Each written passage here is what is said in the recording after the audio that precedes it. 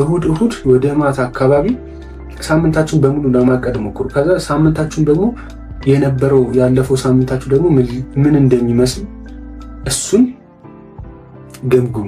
ዛት በጣም ኢምፖርታንት ነገር በነገራችሁ ላይ ያለፈውን ሳምንታችሁን እየገመገማችሁ መሄድ ነው። አሁን የሳምንት እቅድ ብቻ መውጣት አይደለም በጣም ኢምፖርታንት ነገር፣ ግን ያለፈው ሳምንታችሁ የአሁኑ ሳምንታችሁ ካለፈው ሳምንታችሁ የተሻለ መሆን አለበት። እሱን ለማድረግ ደግሞ ያለፈችው ሳምንት መገምገም አለበት። ምንድን ነበር ሚስ ያደረኩት?